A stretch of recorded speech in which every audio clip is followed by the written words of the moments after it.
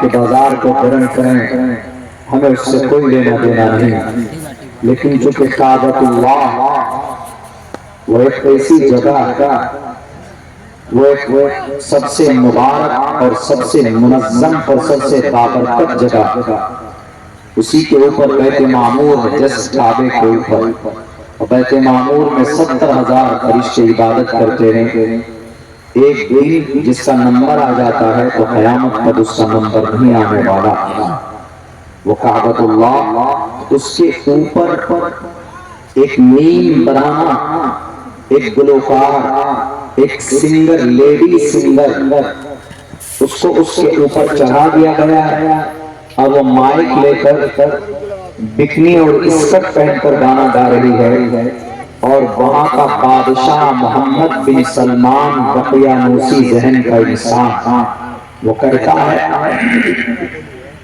وہ ایک 3D picture ہے، وہ صرف ایک خاکہ، ایک عکس ہے۔ مسجد کی کوئی تصویر اگر نیچے ہو تو ہم لوگ وہاں پیر نہیں رکھتے ہیں، اور تم اتنے بڑے مفتی ہو گئے کہ کعبۃ اللہ کی چھت پر ایک نیم برہنہ، ایک طوائف کو کھڑے کر کے تم ڈانس اور گانا گوا رہے ہو، یہ گناہ ہے اس امت کے۔ دیکھیے آج جو ہماری مسجدیں جا رہی ہیں، ابھی کچھ آج ہی بلکہ کل جو ہوا، مسجدیں ایسے نہیں جا رہی، بلکہ اس امت کا گناہ اتنا بڑھ چکا ہے کہ ان کے گناہوں کا یہ رزلٹ ہے، یہ سزا ہے۔ تم مسجد پر عزت دار قواعد کو ڈانس کرواتے ہو، جواز کا فتویٰ کہاں سے لایا؟ کیا کعبۃ اللہ کے چھت پر اس کا 3D پکچر بنا کر ایک طوائف کو ڈانس کروانا، گانا گلوانا کوئی جائز ہے؟ وَمِنَ النَّاسِ مَن يَشْتَرِي لَهْوَ الْحَدِيثِ لِيُضِلَّ عَن سَبِيلِ اللَّهِ۔ اس کی کیا تفسیر ہے؟ یہی نہیں، اگر میں اس پورے 3 دن کے اس پورے پروگرام کا آپ کے سامنے میں بیان کروں کیا کیا ہوا ہے تو میری پوری تقریر کا وقت چلا جائے۔ لات عزا منات، یہ جو بت تھے بڑے بڑے، وَدًّا وَلَا سُوَاعَ وَلَا يَغُوثَ وَيَعُوقَ وَنَسْرًا، 360 مجسمے، ان تمام کو ریپرزینٹ کیا گیا۔ ابھی پوری دنیا سے لوگ میلہ بنایا گیا، میلہ لگایا گیا، ہمیں اس سے کوئی وہ نہیں ہے۔ ہمیں اس بات سے بہت زیادہ دکھ ہے اور درد ہے، امت مسلمہ کے لوگوں کو آگے بڑھ کر اس کے تردید کا اور اس کے خلاف لکھنے کا۔ وہاں کے ایک امام نے آواز بلند کی تو فوراً اس کو جیل میں ڈلوا دیا۔ وہاں پر اس جگہ پر وہاں کے امام کو اس لیے عالمی اعتبار سے جتنے بھی ہمارے حضرات علماء کرام ہیں، مفتیان کرام ہیں، دانشوران قوم و ملت ہیں، ان سب کو اس کا وروध کرنا چاہیے کہ کعبۃ اللہ کے اوپر کسی بھی قسم کی کوئی بدتمیزی برداشت نہیں کی جائے۔ کعبۃ اللہ محمد بن سلمان کے ابا کا نہیں ہے، وہاں کی پرائیویٹ پراپرٹی نہیں ہے، وہ اللہ کا گھر ہے۔ مسجد اللہ کا گھر ہوتا، وہ کسی کی نہیں ہوتی۔ ان احب البلاد الى اللہ مساجدها وابغض البلاد الى اللہ اسواقها۔ اللہ کو تمام دنیا میں 6,30,00,000 مربع میل کی زمین پر اگر سب سے مبارک اور پسندیدہ کوئی جگہ رب کو ہے تو وہ مسجد ہے، اور سب سے ناپسند کوئی جگہ اللہ کو ہے وہ بازار اور مارکیٹ۔ مسجد میں چونکہ اللہ کی عبادت ہوتی ہے، اور بازار میں چونکہ آدمی چغل خوری، غیبت اور جھوٹ، بےایمانی اس طرح کی حرکت کرتا ہے، اس وجہ سے اللہ کو وہ جگہ ناپسند ہے۔ تو خیر، پوری دنیا میں اتنے بڑے بڑے گناہ ہیں، یہ تو میں نے ابھی تازہ آپ کو سنایا، آپ کو بتایا، شاید آپ میں سے چونکہ اس کو ہائی لائٹ نہیں کیا گیا ہے سوشل میڈیا کے ذریعے سے، اور بھی بہت سارے بڑے بڑے گناہ ہیں کہ جس پر یقیناً اگر اللہ کے نبی کی دعا نہیں ہوتی کہ اللہ اس امت کو، ہماری اس قوم کو ایک ساتھ ہلاک نہ کرنا، تو یہ شاید اب تک تباہ و برباد کر دی جاتی۔ وہ گناہ اتنے بڑے ہیں اس قوم کے، ان کے بڑے بڑے جو قائد اور ترجمان بنے بیٹھے ہیں، اللہ سے دعا کیجیے کہ اللہ تبارک و تعالی ہم تمام مسلمانوں کو عمل صالح کرنے کی توفیق عطا فرمائے۔ میرے بھائیوں، بھول جاتے ہیں کہ ہمارے پاس جو شریعت ہے، جو قانون ہے، اس سے بہتر قانون دنیا کی کسی بھی مذہب اور کسی بھی ملک یا کسی بھی علاقے کے پاس موجود نہیں۔ ہمارے پاس دنیا کا وہ قانون ہے، لوگوں نے اس کو متشدد بنا دیا، لوگوں نے اس کو بدنام کر دیا، ورنہ یہ وہ قانون ہے کہ جو صرف اللہ کی قربت حاصل کرنے کے لیے اس پر عمل نہیں کیا جاتا، بلکہ اگر آدمی اس قانون اس سسٹم پر عمل کرے تو اللہ کی قربت تو حاصل ہوگی ہی ہوگی، لیکن وہ دنیاوی تمام گندگیوں سے بھی پاک و صاف اور شفاف ہوگا۔ یہ ہماری شریعت، اللہ کا قانون، اللہ کی شریعت، محمد رسول اللہ صلی اللہ علیہ وسلم کی جیونی، اسی لیے جو غلط فہمی ہے قرآن و سنت کے تعلق سے، اس کو دور کروانے کی سخت ضرورت ہے آج اس وقت۔ وہ کیسے ہوگا؟ وہ ایک ہی ذریعے سے ہوگا، وہ ذریعہ ہے بہت آسان۔ آپ تلوار، آپ لاٹھی ڈنڈا لے کر اس کو نہیں پھیلا سکتے، امپلیمنٹ نہیں کر سکتے، اور وہ طریقہ بھی نہیں ہے۔ اسلام میں ممانعت، طریقہ بہت سمپل اور بہت آسان ہے۔ حضرت عیسیٰ علیہ السلام کے چلے جانے کے بعد 571 سال کا وقفہ گزر گیا، آسمان سے زمین پر کوئی کمیونیکیشن نہیں ہو پائی، کوئی رابطہ نہیں ہو پایا۔ بہت سارے گناہ، لوگ شراب پیتے تھے، لوگ جنگ کرتے تھے، لوگ غریبوں پر اتیاچار کرتے تھے، لوگ زنا کے بازار، نشے میں ہمیشہ کھوٹ اور عصبیت، گریسلیزم، خاندانی لڑائی، چھوٹی چھوٹی بات پر ایک دوسرے کی گردن مار دیا کرتے تھے۔ اس وقت میں تکبر، کینہ، حسد، بغض، عداوت، بڑے بڑے گناہ پائے جاتے تھے۔ تو ایسے سمے میں اللہ تبارک و تعالیٰ نے 571 سال کے بعد اتنی گناہ کے بازار میں بیچ آسمان سے زمین پر اللہ تبارک و تعالیٰ ایک پیغام بھیجتا ہے محمد علیہ السلام کو۔ آپ علیہ السلام کو جب نبوت دینے کی تو سب سے پہلا پیغام جو آسمان سے زمین پر آیا وہ اصلاح ہی کے لیے تھا۔ تو پیغام کیا تھا؟ اقرأ باسم ربک الذی خلق، خلق الانسان من علق۔ اقرأ، تو پڑھیے، پڑھائی، that is very important to be a great person۔ ایک بڑا مہان انسان بننے کے لیے تعلیم بہت ضروری ہے۔ اسی لیے کہا گیا شریمد بھگوت گیتا میں، ہمارے ہندو بھائیوں کے گرنتھ میں کھلے لفظوں میں کہا ہے، ادارا سروگی ویتی جانی تھاتمے و میمتم آستھتا سیوکت آتما آمے و متمام گتی۔ انسان کا مقام و مرتبہ، انسان مہا آتما یوں نہیں بنتا۔ کسی کے پاس دولت ہو اس کو مہاتما نہیں کہا جاتا، کسی کے پاس پاور ہو اس کو بھی مہاتما نہیں کہا جا سکتا، کسی کے پاس میں بہت زیادہ کسی کا رعب و دبدبا ہو اس کو بھی مہاتما نہیں کہا جا سکتا۔ مہاتما اور وکران سے تو وہی آدمی ہوگا جس کے اندر نالج اور جانکاری ہوگی، جس کے اندر گیان ہوگا۔ اسی لیے اللہ نے جناب محمد رسول اللہ کو سب سے پہلا پیغام اقرأ، پڑھیے، اس کا مطلب صرف خالص پڑھنا۔ اقرأ، پڑھیے، کیا پڑھنا ہے، کس کو پڑھنا؟ تعلیم ہم مسلمانوں کو ایک پیغام ہے، ہم پڑھیں تو یا اللہ پہلے کیا پڑھا؟ تو پہلے ہم اپنے عقیدے کو پڑھیں گے۔ اقرأ باسم ربک، اپنے رب کے نام کو، اپنے رب کے نام کو پڑھیے جس نے پیدا کیا۔ خلق الانسان من علق، انسان کو ایک خون کے لوتڑے سے پیدا کیا۔ خون کا لوتڑا حقیقت بھی بتا رہا ہے رب کہ انسانوں، تمہارے پاس دولت اور پیسہ آ جائے تو اترانا مت، اس لیے کہ تمہاری حقیقت ایک خون کا لوتڑا ہے، منی کا ناپاک قطرہ ہے تمہاری باڈی کے اندر، جو تمہاری باڈی بنائی گئی۔ اس لیے زیادہ تکبر مت کرنا، یہ اللہ تبارک و تعالیٰ فرما رہا ہے سب سے پہلا پیغام 600 سال کے بعد گزر جانے کے بعد پہلا میسج آتا ہے آسمان سے زمین پر، وہ یہ کہ پڑھیے۔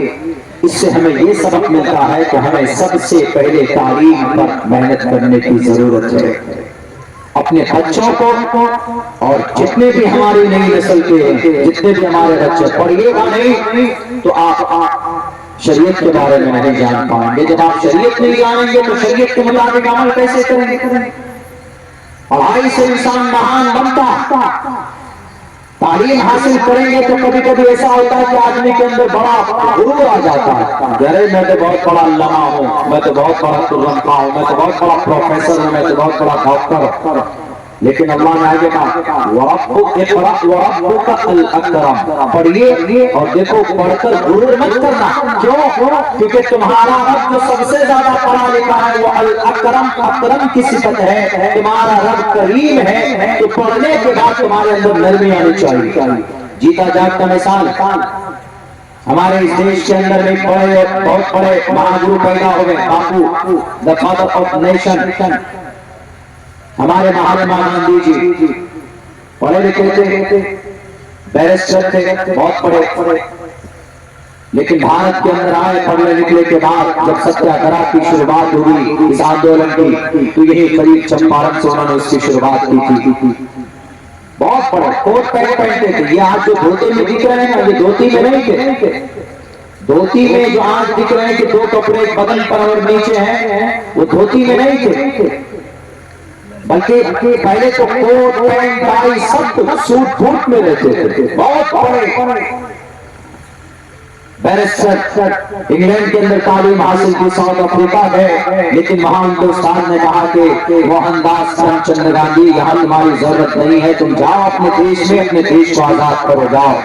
وہاں پر بہت دنوں سے محنت ہو رہی ہے دیش کو آزاد کرنے کے لیے، تو گاندھی جی آنے کے بعد جب وہ چمپارن، ان کا کوئی دوست کا گھر تھا، جب وہ چمپارن پہنچے ہیں تو چمپارن میں اپنے دوست کو انہوں نے کہا کہ میں یہاں سے ستیہ گرہ کی شروعات کرنا چاہتا ہوں، اور اپنی ماتاؤں تمہارے گھر میں کتنی لیڈیز ہے تاکہ دو، ایک میری بیوی ایک میری ماں ہے۔ اس کے دوست نے کہا کہ میں دونوں ماتاؤں سے، ناری شکتی بہت مضبوط ہوتی ہے، ناری کی طاقت بہت ہوتی ہے، ارے آج اس کو صرف نعروں میں پرو دیا ہے کہ بیٹی بچاؤ بیٹی پڑھاؤ، حقیقت میں بیٹی کا نہ کوئی سمان ہے نہ کوئی عزت ہے، اس لیے کہ بیٹی کا اگر سمان ہوتا تو ڈاکٹر اہانا کا مدد نہ ہوتا، بیٹی کی عزت اگر محفوظ ہو، اگر بیٹی کی عزت پیاری ہوتی تو نربھیا جیسا کام نہ ہوتا، اگر بیٹی کی عزت پیاری ہوتی تو ڈاکٹر پرینکا ریڈی شمشادباد کے اندر ان کی عزت لوٹ کر ان کو زندہ نہیں جلایا جاتا،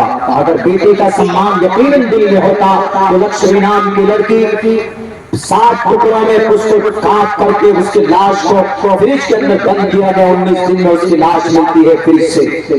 تو اسی لیے بیٹی کو حقیقی اعتبار سے ان کو سمان اور عزت دیجیے، اور ایسا سمان اور عزت اگر کسی نے دیا ہے عورت کے تعلق سے تو جناب محمد رسول اللہ صلی اللہ علیہ وسلم نے دیا۔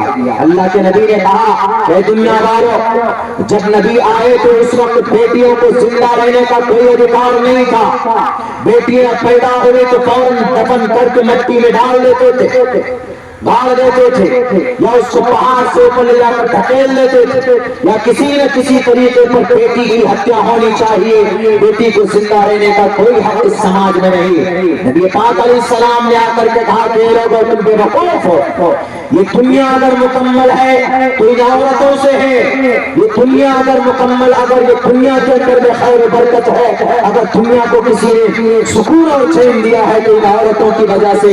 اور یاد کرو، یاد بھولو مت، ماں کی شکل میں اگر کوئی عورت کسی کے گھر میں ہے تو اس ماں کے قدم کے نیچے جنت ہے۔ اللہ کے نبی علیہ السلام نے پیغام ہمیں دیا اور یہ کہا کہ اگر کسی کے گھر میں بیٹی ہے صحیح پرورش کرے اور اس کی شادی کرا دے تو کل قیامت میں یہ مرنے والا شخص، یہ بیٹی کی پرورش کرنے والا آدمی کل قیامت میں میرے ساتھ ایسے کھڑا ہوگا، یعنی ہمارے ساتھ مل کر ہوگا۔ میرے بھائیو، آج تو صرف بیٹیوں کا وہ رہ گیا، گاندھی جی کتنا سمان دے رہے ہیں کہ نہیں، میں سب سے ہاتھ ملاؤں گا، لیکن بیٹی جو ناری ہے میں اسے اسپیشلی آشیرواد دوں گا۔ میں یہاں پر ایک چیز یہ بتانا چاہتا تھا کہ اتنے بڑے بیرسٹر، اتنا بڑا پڑھا لکھا آدمی دنیاوی اعتبار سے، لیکن دیکھیے ان کے اندر جب نرمی آئی تو اس کو خطاب دیا گیا مہاتما گاندھی، مہاتما گاندھی، مہاتما گاندھی۔ مہاتما مطلب عظیم شخصیت، عظیم اور کردار کا مالک۔ تو انہوں نے کہا کہ ٹھیک ہے، انہوں نے اپنے ماتا کو بلایا، آشیرواد دے دی، جاؤ بیٹا تم اچھا کام کر رہے۔ اس کے بعد پھر وہ ماتا گئی، ان کی بیوی آئی 10 منٹ کے بعد۔ تو گاندھی جی نے کہا کہ مجھے دونوں عورت ایک ساتھ چاہیے، میں دونوں عورت کو ایک ساتھ آنا چاہیے، الگ الگ نہیں، میں دونوں کے قدم کو چھونا چاہتا ہوں، دونوں ہاتھوں سے ان کے پیر میں بوسہ لینا چاہتا ہوں۔ انہوں نے کہا کہ گاندھی جی یہ ہو نہیں سکتا، کیونکہ میرے گھر کے اندر میں ڈھنگ کا اگر کوئی لباس ہے تو ایک ہی ساڑی ہے، اور جب وہ میری ماں پہنتی ہے، پہن کر آتی ہے، تو میری بیوی پھٹا کپڑا پہن کر گھر میں رہتی ہے، اور جب میری بیوی پہنتی ہے تو ماں آ کر اس پھٹے کپڑے کو بدلتی ہے، تب جا کر وہ آپ کے سامنے آتی ہے۔ میرے پاس صحیح طور پر 2 کپڑے نہیں، ایک ہی کپڑے، باقی ایک چھوٹا کپڑا ہے، پھٹا ہوا ہے، ہم اتنے خوشحال نہیں ہیں۔ تو گاندھی جی نے اسی دن توبہ کیا کہ آج سے میں کوٹ پینٹ ٹائی نہیں پہنوں گا۔ کیوں؟ کیونکہ ہمارے ملک میں لوگ غریب پھنستے ہیں، اور تبھی سے انہوں نے فیصلہ کیا کہ آج سے اس دیش کو سشکت بناؤں گا اور مضبوط بناؤں گا۔ اور پھر انہوں نے کپڑا بننے کا کام شروع کیا، وہی چرخا جو بیٹھ کر کاٹ رہے وہی دیکھیں گے آپ، وہی وہ ہسٹری، وہی وہ اتہاس۔ تو جب علم کے ساتھ ساتھ نرمی آئے تو مہاتما بنتا ہے، گرو بنتا ہے، اور جن کے ساتھ علم کے ساتھ غرور آئے تو ابو جہل بنتا، علم کے ساتھ غرور آئے تو فرعون بنتا، علم کے ساتھ میں غرور آئے تو قارون بنتا، علم کے ساتھ میں تکبر آئے تو شداد و حامان بنتا۔ اسی لیے گیان آئے لیکن غرور کے ساتھ نہ آئے، نرمی کے ساتھ آئے، اور اس کا صحیح امپلیمنٹ ہو۔ علم کے ذریعے سے آپ ستیہ مارگ پر درشن کر سکتے، آپ ایشور کی قربت حاصل کر سکتے ہیں، اور تعلیم کے ذریعے سے مسلمانوں آپ اپنی شریعت کو پہچان سکتے ہو، تعلیم کے بغیر نہیں پہچان سکتے۔ اسی لیے جناب محمد رسول اللہ صلی اللہ علیہ وسلم نے یہ پیغام دیا اور کہا طلب العلم فریضۃ علی کل مسلم، اے مسلمان مردوں تم پر علم حاصل کرنا ضروری ہے، فرض عین ہے۔ اتنا علم حاصل کرو کہ جس سے تم اپنے رب کو پہچان سکو، جس سے تم حرام اور حلال کی تمیز کر سکو کہ میری زندگی کے اندر کیا حرام ہے کیا حلال۔ یہ پیغام محمد رسول اللہ کا صرف مسلمانوں کے لیے نہیں، میرے سناتن دھرمی بھائی یہاں اگر بیٹھے ہیں تو ان کی ایک بہت اچھی کتاب ان کی کتاب کے اندر بھی موجود ہے کہ کہ تسمات چھاستم پرانتی کاریا کاریا ویوستھتو گناتوا شاستر ودھانوکتم کرم کرتو مہرسی، کہ گیان کو پراپت کرو تو گیان پراپت کرو گے تو شاستروں میں تمہیں یہ مل جائے گا کہ ہمیں کون سا کام کرنا ہے، سماج میں کون سا کام نہیں کرنا۔ یہ خود گیا شری کرشن جی گیتا کے اندر میں یہ پیغام دیتے تھے۔ بہرکہ ہمارے لیے تو رول ماڈل جناب محمد رسول اللہ صلی اللہ علیہ وسلم ہے، ہمیں اس پر دیکھنے کی ضرورت۔ اسی لیے اگر آپ تبدیلی چاہتے ہیں، اگر چاہتے ہیں کہ نئی نسل کے اندر تبدیلی آئے تو ان کو تعلیم دیجیے، ان کو گیان دیجیے، ان کو جانکاری دیجیے۔ قل هل يستوي الذين يعلمون والذين لا يعلمون، پڑھا لکھا آدمی اور ایک ان پڑھ آدمی برابر نہیں ہو سکتا۔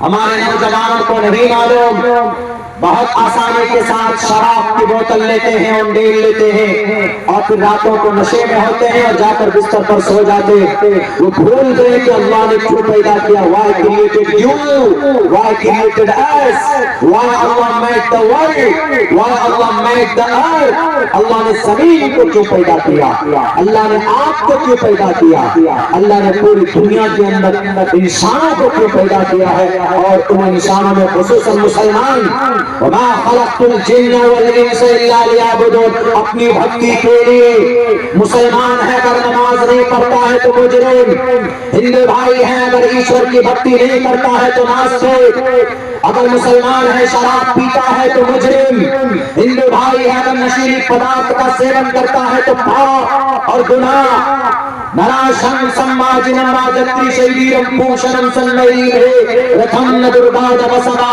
सुधारो विश्व सम्मात्रो अहं सुनिश्चितर्ता। कल युग में अंतिम अवतार आएंगे और वो नशीली पदार्थ को समाज से निकाल कर फेंकेंगे। नशीली पदार्थ यानी शराब को निकाल कर फेंकेंगे। और ये हमारे नबी पाक अलैहिस्सलातु वस्सलाम ने किया कि नहीं किया? अब से तकरीबन 1458 साल पहले मोहम्मद रसूलुल्लाह सल्लल्लाहु अलैहि वसल्लम ने नशे के बारे में कहा कि लोगों नशा मत करना। आज जो हमारे बच्चे नशा करते, नशा करके साइकिल मोटरसाइकिल चलाते या नशा करके किसी बच्ची की इज्जत लूटते, भारत के अंदर हमारे मुल्क हिंदुस्तान में नशा करके रेप के बाद पहली बात तो 1 मिनट में 45 रेप हो रहा हमारे भारत में, और उनमें से भी 75% रेप ऐसे हैं कि जो नशे की वजह से है। नशा करने के बाद ये वारदात किए जाते हैं। क्योंकि नशा करने के बाद वेरी इजी किसी की इज्जत को लूटना बहुत आसान हो जाता है। क्यों? क्योंकि नशा करने के बाद आदमी की अकल महफूज नहीं रहती है, बिल्कुल सही सारी नहीं रहती। आप देखेंगे कि जितने भी नशा करने वाले हैं वो जब शराब पिएंगे, बाइक में बैठेंगे तो कभी कभी नाली में ही वो हाईवे समझ बैठते, उसी में एकदम स्पीड से गाड़ी दौड़ा देते हैं। नशा अच्छी चीज नहीं है, नशा बहुत खराब चीज है। आप नशे के बारे में सुनेंगे क्या भाई? अल्लाह के नबी फरमाते हैं ला यशरबुल खम्र हीन यशरबु वहुव मुमिनुन। मुसलमान जब शराब पीता है, नशा करता है तो वो मोमिन नहीं रहता। उस वक्त में जब वो शराब पीता है, जब वो नशा करता है तो ईमान का नूर निकल जाता। उसकी बॉडी से बात मुफस्सिरीन ने, बात मुहद्दिसीन ने तफसीर की कि अगर शराबी शराब की हालत में उसकी मौत आ जाए, नशे की हालत में शराब पीने के बाद, तो वो आदमी कुफ्र की हालत में मरेगा, अल्लाह के सामने में मुजरिम बनकर जाएगा। कुफ्र का मतलब ईश्वर का नास्तिक, अल्लाह का मुनकिर। कुफ्र का मतलब बहुत लोग भारत के अंदर में ये चला दिया सोशल मीडिया में कि काफिर का मतलब है हिंदू, काफिर का मतलब है मुसलमान, काफिर बोलते हैं जिसका मतलब हिंदू होता है। गलत बात। काफिर ईश्वर का कोई मुनकिर है तो उसको काफिर बोलेंगे। अगर कोई मुसलमान नमाज का मुनकिर है तो मुसलमान भी काफिर है। अगर कोई जुडाइज्म, अगर अपने मूसा जीसस बाइबल का मुनकिर है वो भी काफिर है। काफिर अरबिक वर्ड, इसका मतलब इनकार करना, इसका मतलब हिंदू नहीं है, इसका मतलब सनातन धर्मी नहीं है। इसीलिए जहन में बैठा लीजिएगा, जो लोग अपने दिमाग में लफ्ज़ काफिर का गलत अर्थ लिए बैठे हैं, आप जिस तरीके पर कहेंगे मैं उस तरीके पर आपको हवाला देने के लिए तैयार। कफर यकफुर कुफ्रन अल काइल मिनहु काफिर अरबी है, अरबी जुमला है ये, अरबी लफ्ज है ये। इसके माने आते हैं इनकार करने के, मना करने के आते हैं। इसीलिए नहीं सोचना समझना चाहिए इस ताल्लुक से। जनाबे मोहम्मद रसूलुल्लाह सल्लल्लाहु अलैहि वसल्लम ने फरमाया जब कोई मोमिन बंदा या हमारे नौजवान खुसूसन शराब में धुत रहते, आपके उत्तर प्रदेश में तो पाबंदी नहीं है, हमारे बिहार में पाबंदी है, लेकिन फिर भी वहाँ होम डिलीवरी चालू है, वहाँ घर तक पहुंचा के जाते हैं कुछ लोग शराब। वहाँ दूसरा कोड निकाल जाएगा फॉरेक्स की सीसी, वो कब की सीसी है, लेकिन जब आप उसको पूरे को उंडेल लेते हैं तो वो नशा पैदा करती है। कुछ दवाइयाँ ऐसी होती है जब आप उसको ज्यादा मिकदार में ले लेंगे तो उससे होगा ये कि आप उसको नशा पैदा करती है। तो फॉरेक्स है, सुलेशन है जिसे पंचर बनाते हैं, वो भी आप सुनिए हमारे उधर यही चल पड़ा। टैबलेट नेटवर्क है, उसको भी उसका सेवन करते हैं, वहां पे इंजेक्शन का सेवन करते हैं। ये सारी चीजें नशीली है और ये टोटल चीज आपके लीवर को डैमेज करता है। इसीलिए नौजवानों तय करो जो शराब पीते हो कि हम शराब नहीं पिएंगे, गंदी चीज है, नापाक है, हराम है। शराब पीकर जिना करना आसान हो जाता, शराब पीकर बलात्कार का मामले में जाना आसान होता, शराब पीकर आप बीवी को गाली देते हो, शराब पीकर मां को उल्टा सीधा बोलते हो, इसलिए नाजायज और हराम है। ابھی جو مر گئے کلکتہ کے اندر حادثہ پیش آیا کس وجہ سے پیش آیا؟ شراب کی وجہ سے. ڈاکٹر اہانا کی موت ہوئی، ان کو ریپ کیا گیا ان کا اور ان کی ریڑھ کی ہڈی توڑی گئی. کس وجہ سے؟ شراب کی وجہ سے. ڈاکٹر پرینکا ریڈی کو موت کے گھاٹ اتارا گیا. تلنگانہ کے اندر اب سے 3 سال پہلے کی بات ہے، ایک ڈاکٹر کی MBBS ڈاکٹر وہ جا رہی تھی اپنے ہاسپٹل میں، اس کی اسکوٹی خراب ہو گئی تو کچھ نالائقوں نے، کچھ ڈرائیور شرابیوں نے اپنے حیرانی جال میں پھنسایا اور اس کی عزت لوٹ کر اسی پر بسنے کا پیٹرول ڈال کر اس سماج کی بیٹی کو زندہ جلا دیا. کون تھے وہ سب شرابی تھے. سن 2012 میں جو دلی کے اندر میں کھلونی حرکت ہوئی بس کے اندر، جس کو دنیا نربھیا کے نام سے جانتی، وہ کون تھے؟ وہ سب کے سب شرابی تھے، شراب کے نشے میں دھت تھے. بنگلور کے اندر ایک لڑکی کی جسم کے ٹکڑوں کر کے فریج میں ڈال دیا گیا. تقریباً 19 دن کے بعد اس کی لاش کے بارے میں پتا چلتا ہے وہاں سے. تو کون تھا یہ کرنے والا؟ اس کا بوائے فرینڈ اس کا دوست.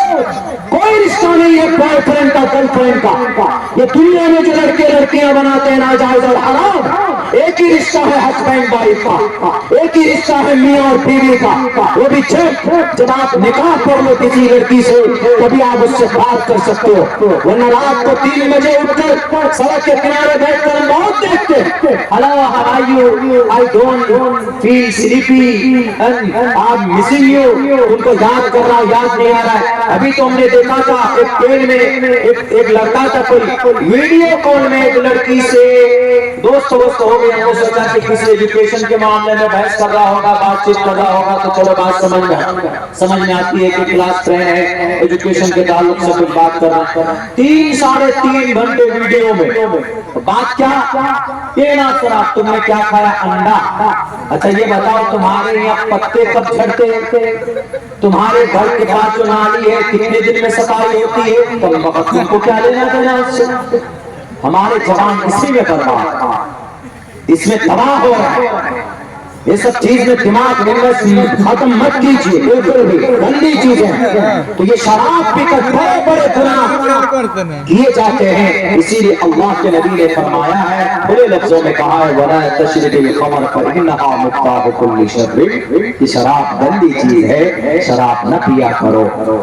میرے نوجوانوں، جتنے بھی نوجوان ہندو بھائی ہو مسلمانوں کے ہیں، میں سب سے کہوں گا کہ گندی چیز ہے، گندی چیز. ہندو بھائیوں کے لیے کل کے اوتار کے بارے میں کہا ہے، انہوں نے کہا نواشان سمباج نواج شیرم پوشن سنوی ہے رتن درگان وسرا سدان کو وشو سمات رو اہم سنشی پرتا. اے دنیا کے لوگوں، کل کے اوتار آئیں گے اور وہ نشیلی پدارت سے لوگوں کو آگاہ کریں گے، نشیلی پدارت کو لوگوں کو نشیلی پدارت سے بچائیں گے. اور ایسا کیا گیا ہے، محمد رسول اللہ نے ایسا کیا بھی ہے. اور سنا، جو آدمی نراشنس کو نہیں مانے گا، جو اس کی پیروی نہیں کرے گا، احمدی پرشتی میں گا مرکز جگرم برم مسوری گا جانے گئی کا ہم میں پرش مہانی ما. یہ جروید کا منتر ہے، وہی کا ہم میں پرش مہان پرش تھے. ان کی جیونی بڑی تھی، ان کا لکش بڑا تھا. وہ بیتا ہمیں انسان کو ایشور سے جوڑنے آئے تھے. انسان کو سے گناہ سے بچ جائے. انسان صرف مسلمان نہیں، انسان جو لوگ انسان دیتے ہیں، نبی محمد، نبی تو کلمہ والے، نبی تو نماز والے، نبی تو تلوار والے. ذرا بتاؤ ایمانداری دیانتداری کے ساتھ، نبی کے پاس تلوار تھی، مانتا ہوں اس بات کو، لیکن نبی پاک علیہ الصلوۃ والسلام نے کسی بھی انسان کا ایک قطرہ خون نہیں بہایا. آپ علیہ الصلوۃ والسلام کو دنیا کی لالچ نہیں تھے، بلکہ آپ علیہ السلام باقی کی زندگی گزارتے تھے. آپ نے صرف اس پیغام کو پہنچایا بندوں تک جس پیغام کے لیے اللہ تبارک و تعالیٰ نے ان کو چنا تھا، محمد رسول اللہ صلی اللہ علیہ وسلم کو. یا ایھا الناس قولوا لا الہ الا اللہ تفلحوا. اے لوگوں، میں تمہارے پاس آیا ہوں، تمہارے دروازے پر آیا ہوں، تم سے سوال صرف یہ کرتا ہوں ہو کہ جس رب نے تم کو پیدا کیا ہے اس ایک رب کا ہو جاؤ، وہ رب تمہاری ہر پریشانی کو دور کر دے گا۔ یہی پیغام اٹھانا۔ دنیا کی کتنی کتابیں لکھی گئی ہیں، کتنی کتابیں ہیں، انسائکلوپیڈیا آف بریٹانیکا ہے، انسائکلوپیڈیا آف امریکا ہے، اور تاریخ ابن خلدون ہے، اور ایک بہت بڑے ریچرڈ ہارٹ لکھتے ہیں، بلکہ مائیکل ایچ ہارٹ لکھتے ہیں The 100 Book۔ اس میں 100 لوگوں کی حقیقت کو جمع کیا گیا ہے۔ نبی کے بارے میں بہت ساری کتابیں لکھی گئی، لیکن کسی بھی ایک کتاب میں ایک لائن یہ لکھا ہوا نہیں ہے کہ محمد علیہ السلام نے کسی انسان کو ایک تھپڑ مارا ہو، نہیں دکھا سکتا کوئی۔ اس لیے کہ آپ علیہ السلام نے کسی پر ظلم کیا ہے اور آپ نے ظلم کرنے سے روکا بھی ہے۔ آپ نے یہ کہا کہ اگر کوئی ظلم کرتا ہے انصر اخاک ظالما او مظلوما، اے لوگو انصر اخاک ظالما، اگر کوئی ظالم ہے ظلم کر رہا تو اس کو روکو، اس کی مدد کرو۔ اس کی مدد کیا ہے؟ اس کو ظلم سے روکو۔ اور مظلوما، باقی مظلوم کی تو مدد جانتے ہی ہیں، کہیں پر بھی کوئی مظلوم ہے، کہیں پر کوئی تکلیف میں ہے تو ہمارے نبی فرماتے ہیں کہ اس کی مدد ہونی چاہیے۔ اس میں کوئی قید نہیں ہندو ہے کہ مسلمان ہے، یہ ہندو ہے تو پریشانی کے عالم میں مبتلا ہے، چھوڑ دو۔ اگر کوئی مسلم ہے تو کوئی ہندو دیکھے کہ نہیں بھائی یہ مسلمان ہے، بھلے مرتا ہے مرنے دو، کٹتا ہے کٹنے دو، بالکل نہیں۔ اگر کوئی مظلوم ہے، سماج اسی سے بنتا، معاشرہ اسی سے بنتا، بھلے ہی آپ کا مذہب ایکم برہم دتی ناستے کی دعوت دیتا ہوں اور آپ کا مذہب ہنومان چالیسا پڑھنے پر آپ کو پنیہ دیتا ہوں، آپ کا مذہب گایتری منتر پڑھنے پر آپ کو پنیہ دیتا ہوں، مسلمانوں کا مذہب سورہ فاتحہ پڑھنے پر ان کو نیکی دیتا ہوں، اور مسلمانوں کا مذہب قرآن کریم کی تلاوت پڑھنے کی دیتا ہوں۔ یہ آپ کے پرسنل عمل کا معاملہ ہے، لیکن جب سوسائٹی کو مضبوط کرنا ہو تو ان چیزوں کو بالائے طاق رکھ کر ایک پلیٹ فارم پر کھڑے ہو کر ایک دوسرے کی مدد کرنی چاہیے،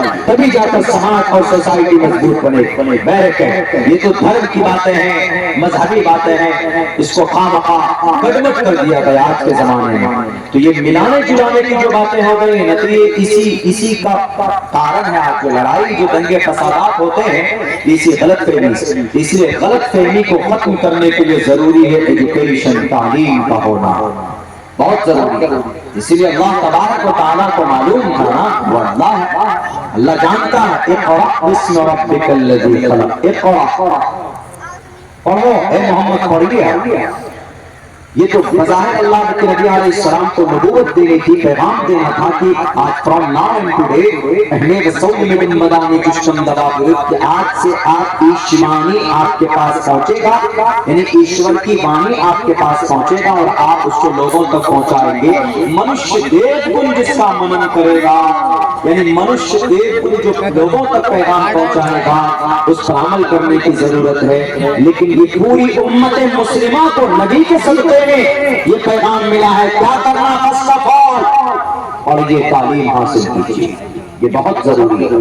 تعلیم نہیں ہے تو وہ سماج، وہ گاؤں، وہ علاقہ ترقی نہیں کر سکتا، کیونکہ آپ کے پاس دولت ہے، ایجوکیشن نہیں، کہاں خرچ کرنا ہے کچھ پتا نہیں۔ بزنس ہے، ہمارے ایک بہت بڑا بزنس مین تھا، سیٹ نام تھا اس کا، سیٹ سے لوگ پکارتے تھے۔ ابھی حالت اس کی یہ ہے کہ ابھی وہ آدمی 2 روٹی کھانے کے لیے ترس رہا ہے۔ جب ہم لوگوں نے آپس میں مشورہ کیا، اینالائز کیا کہ بھئی اس کی وجہ کیا ہے، یہ تو عرش پہ پہنچ گیا تھا ترقی کی منازل طے کر کے، لیکن آج اتنی غربت غریب پہ سے ہو گیا، تو پتہ یہ چلا کہ وہ ایک لفظ نہیں جانتا ہے، نہ دینی اعتبار سے اور نہ دنیاوی اعتبار سے، بس یہ بھی خریدنا، وہ بھی خریدنا، یہ لینا، وہ لینا۔ پھر اب ایسا وقت آیا کہ زمین بیچ کر ٹوٹل قرض کو ادا کیا اس شخص نے۔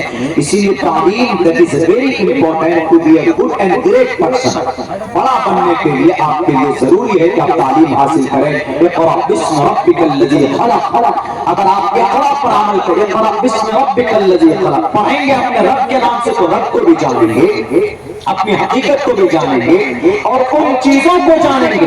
علم الانسان ما لم یعلم، اس سے پہلے علم بالقلم، اللہ نے قلم کے ذریعے سے سکھایا۔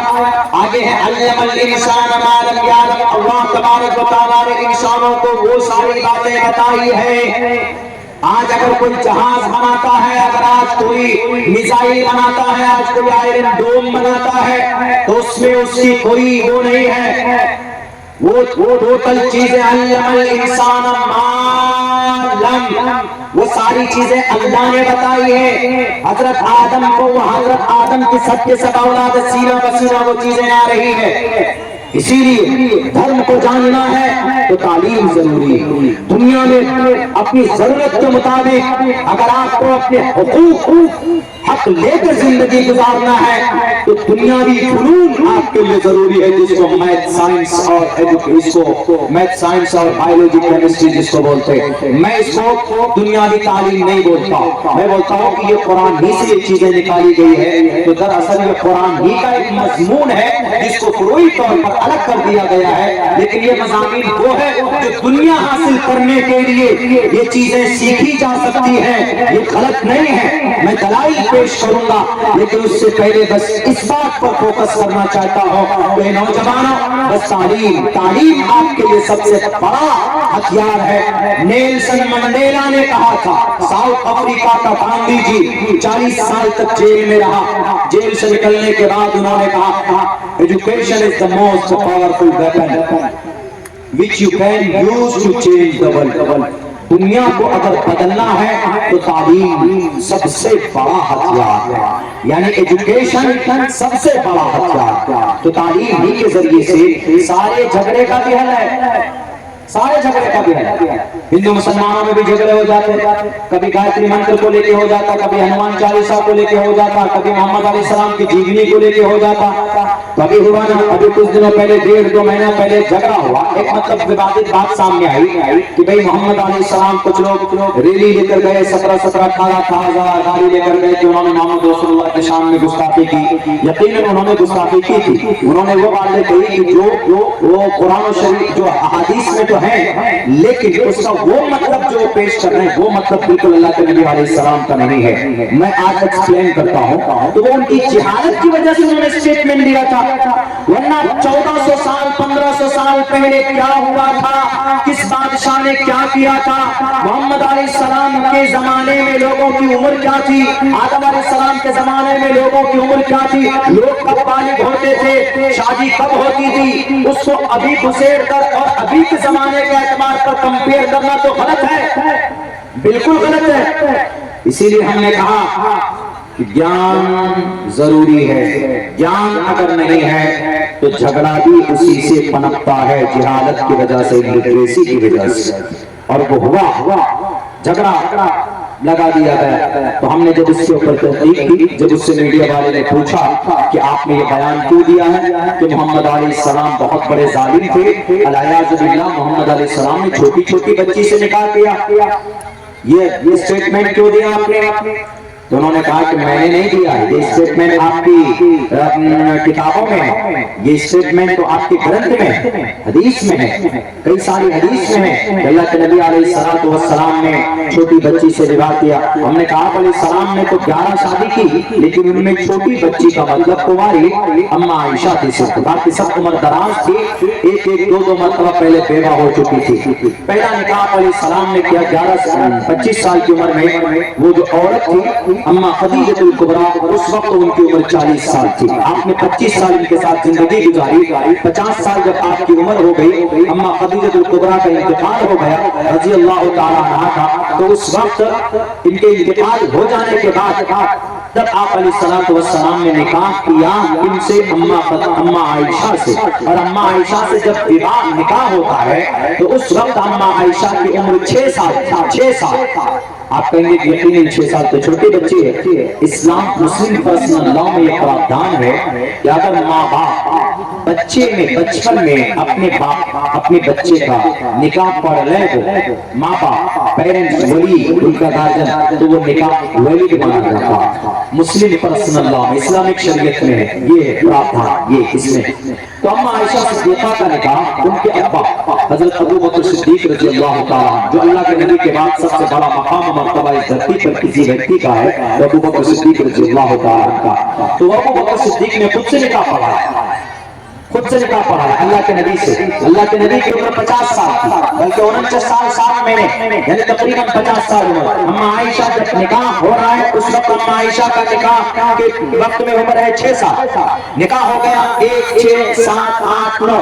جب 3 سال گزر گئے اما عائشہ ہجرت کر کے مدینہ چلی گئی تو اس کے بعد وہاں پر رخصتی ہوئی، یعنی بیوی بنا کر باضابطہ گھر پر اللہ کے نبی لے کر آئے.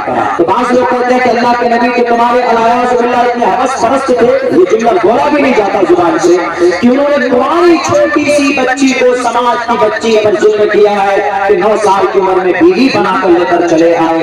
الیاذ باللہ 9 شادیاں کی دنیا والوں محمد رسول اللہ نے، ان میں سے ایک ہی بیوی کماری تھی اما عائشہ. باقی اما عائشہ سے پہلے پوری جوانی کس کے ساتھ بتائی؟ 25 سال تک کوئی عمردراز عورت کو اپنی بیوی بنا سکتا؟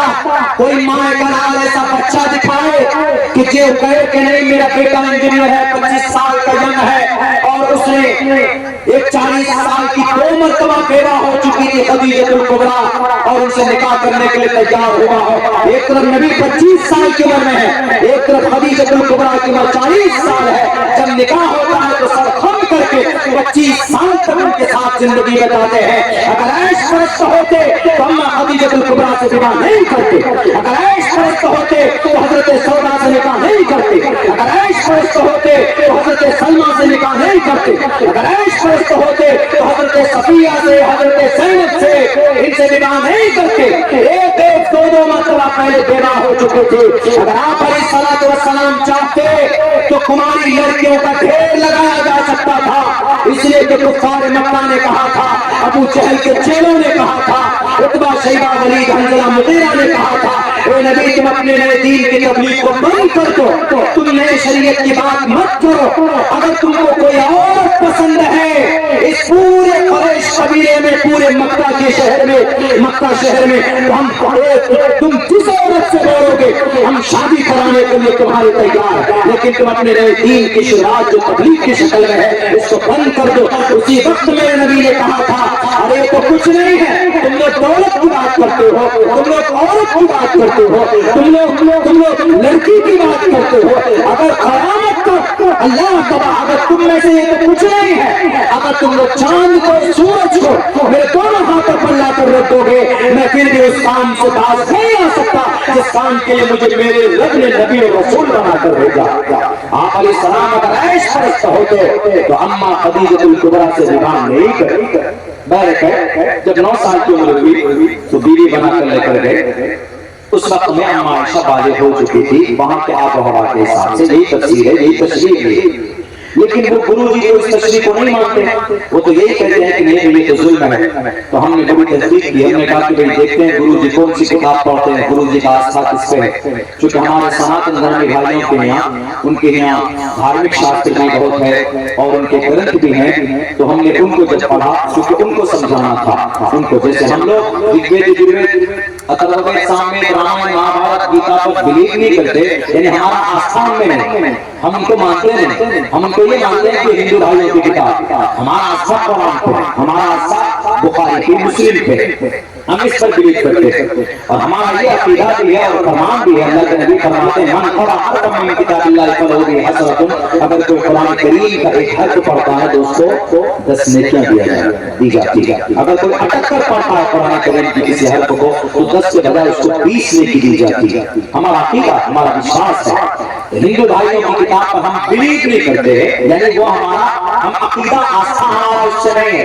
تو ہم نے کہا کہ دیکھتے ہیں کہ گرو جی کا آستھا، ہم نے دیکھا کہ بھائی گرو جی ہیں چونکہ مہاپروش ہیں، تو ہم نے ان کو دیکھا تو مہابھارت کو ہم نے کھول کر دیکھا تو مہابھارت میں صرف یہی پیغام موجود ہے جو اللہ کے نبی علیہ الصلوۃ والسلام کی جگری میں اما عائشہ کے ساتھ صرف یہی پیغام، بلکہ اس سے بھی اور نیچے کیا ہے त्रिशतशो दशवर्षा भार्गोविन्देन नगमिकाम् एकविंशतिवर्षा वा 17 वर्षा वाप्नुयात् त्रिशतशो 30 बरस का मर्द त्रिशतशो 10 बरस की एक लड़की से भार्गो जिसको हैज का खून ना आया हो, यानी जो बच्ची नाबालिग है वो विन्देन नगमिकाम् उसके साथ लगन कर सकता है, उसके साथ विवाह कर सकता है, शादी कर सकता है. उम्र कितनी है? 30 برس کا مرد 10 برس کی لڑکی سے نکاح کر سکتا ہے۔ مہابھارت میں 3100 سال تقریباً پہلے یہ گرنتھ لکھی گئی۔ اس کے بعد دیکھیں نیچے ایک منتر ہے، نیچے ایک لائن ہے، منتر تو یہ دونوں ہے، ایک ہی منتر ہے، دو لائن ہے۔ اس میں ہے ایکادمشتی ورشا، ایکادمشتی 21 برس کا مرد، 21 برس کا یم، 21 برس کا لڑکا، کچھ بھی ترجمہ کیجیے۔ ایکادمشتی ورشا 21 ورشا، ورس کو بولتے ہیں، اسی کو برس بھی بولتے ہیں، برس 7 برس 10 برس 1 برس برسوں گزر گئے تو برس 1 سال کو بولتے ہیں، تو 10 برشا 10 برس، ایکادمشتی ورشا 21 برس، ایکادمشتی ورشا 21 برس کا لڑکا 17 برشا 7 برس کی لڑکی سے بھی نکاح کر سکتا ہے۔ مہابھارت میں اس منتر کے آدھار پر اللہ کے نبی علیہ السلام کا اما عائشہ سے 9 سال کی عمر میں بیوی بنانا غلط نہیں ہے۔ ہم نے کہا کہ جب پچھلے مہینے 18 تاریخ کو وہاں پر ڈیبیٹ ہونا تھا، ان سے ڈسکس ہونا تھا، تو ہمارے پاس بھی دعوت آئی تھی کہ آپ چلیں، تو ہم تو نہیں گئے، منتر ہم نے لکھ کے دیا، تو ہم نے کہا کہ جائیے ان کو پڑھائیں اور کہیے گا گرو جی کو پڑھیں، اگر یقیناً اگر ان کو نہیں معلوم ہے تو اس پر ریسرچ کریں گے، تحقیق کریں گے۔ اسی لیے کبھی کبھی بقدر ضرورت ہم منتر اشلوک وغیرہ پڑھتے ہیں، ورنہ شوق تو نہیں ہے، تاکہ جو غلط فہمی جو دماغ کے اندر ہے بڑی آسانی کے ساتھ اگر ہم 3 گھنٹہ تفسیر بتاتے رہے، اس حدیث میں یہ تفسیر ہے، 9 سال کی عمر کی یہ تفسیر ہے، 6 سال کی عمر کی یہ تفسیر ہے، تو وہ تو بلیو ہی نہیں کرتے، وہ تو ایسا سمجھے کہ بھینس کے آگے دین بجانا، چونکہ وہ مانتے نہیں ہیں۔ اسی لیے اس کے لیے سمپل اور آسان طریقہ یہی ہے، وہ کیسے ان کو پتا چلے گا؟ مجھے 100% یقین ہے کہ اس کو اس بارے میں گیان نہیں ہوگا، اسی لیے میں نے لکھ کر کے بھیجا، اور ہم نے کہا کہ بھیجیے گا گرو جی کو اور کہیے گا کہ پڑھیے کہ مہابھارت کے اندر جب 3100 سال پہلے کر دیا گیا ہے، تو کیا مہابھارت کے حساب سے اب کے زمانے میں اس پر عمل ہو پائے گا؟ 9 سال کی بچی کو کوئی بیوی بنا سکتا نہیں بنا سکتا؟ اسلام میں بھی ابھی نہیں کر سکتے 9 سال کی عمر میں اگر کوئی بیوی کو بچے شادی کرتا ہے، بیوی بنا کر لے کر آتا ہے، کیوں؟ ابھی کوالٹی ویسی نہیں ہے، ابھی بچی سماج کی بیٹیوں کی صحت اور ان کی ابھی موسم ویسا نہیں ہے، ابھی ماحول ویسا نہیں ہے، اس لیے بھارت کے قانون کے حساب سے لڑکی کم سے کم 18 سال اور لڑکا کم سے کم 21 سال کا ہو، کیونکہ میچور ہو جائے گا۔ اسلام میں قانون کی نظر میں، شریعت میں لڑکی کم سے کم 12 سال کی ہو اور لڑکا کم سے کم 14 سال کی عمر کا ہو، تبھی اس کی شادی ان کی اپنی مرضی سے مانی جاتی ہے۔ لیکن اگر ماں باپ پہلے کرانا چاہیں، نکاح کرانا چاہیں تو وہ کر سکتے ہیں، یہ مسلم پرسنل لا کا پراودھان ہے۔ ہم تو یہی کہتے ہیں کہ بچی جب اچھی صحت مند ہو جائے، صحت مند بچی کی اگر شادی کی جائے تو پھر اس کو کبھی بیماری کا کوئی پرابلم نہیں رہتا، کبھی ہمیشہ ہاسپٹل کا چکر کاٹتے ہیں، اور پھر ڈلیوری کے وقت میں بچے کی پیدائش کے وقت میں سیزر کا معاملہ سامنے آتا ہے، لاکھوں ہزاروں روپے خرچ کرتے ہیں۔ اسی لیے اچھی عمر میں بچے کی شادی ہونی چاہیے، اور بچی بالغ ہو جائے، زنا میں جانے کا خطرہ نہ ہو، بگڑنے کا خطرہ نہ ہو، تو آپ بچی کو کم سے کم اچھی عمر تک لے جائیں۔ اور اگر ماحول بگڑ جاتا، اگر آپ خطرہ ہے کہ بچے گناہ میں چلے جائیں گے، تو ایسی صورت میں بالغ ہونے کے بعد اور اس بچے کا نکاح کرائیے، اس کی شادی کرائیے، تو انشاءاللہ تبارک و تعالیٰ سماعت پا کر پوتر ہوگا۔ تو یہ ساری چیزیں کہاں سے ملیں گی؟ یہ ساری چیزیں ملیں گی تعلیم سے، ایجوکیشن سے، علم سے۔ وہ گرو جی کو بھی کہاں سے جان ملا مجھے پہلے سے معلوم نہیں تھا۔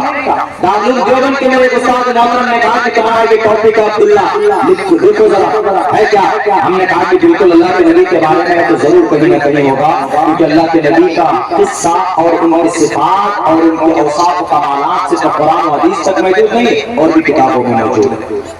اللہ کے نبی نے جو 1450 سال پہلے باتیں بتائی ہے، اس پر آج اگر عمل کر لیا جائے تو آج ہی برائی ختم ہو جائے گی، آج ہی برائی۔ یہی کلکتہ والا معاملہ لے لیجیے، سی بی آئی نے 2 باتوں کو ہائی لائٹ کیا۔ یہ جو ڈاکٹر کہانا کی موت ہوئی، 2 باتوں کو انہوں نے یہ لکھا ہے کہ اگر وہ گارڈ، وہ مدر اگر شراب زیادہ نہ پیتا تو یہ گناہ نہیں کرتا۔ اس سے پتا چلا کہ شراب گندی چیز ہے، جس کو آج لوگ کہہ رہے ہیں کہ شراب گندی چیز ہے، ہمارے نبی بہت پہلے بتا کر چلے گئے کہ شراب مت پیو، تمام برائیوں کی جڑ ہے۔ قرآن میں یوں بھی ہے انما الخمر والمیسر والانصاب والازلام رجس من عمل الشیطان۔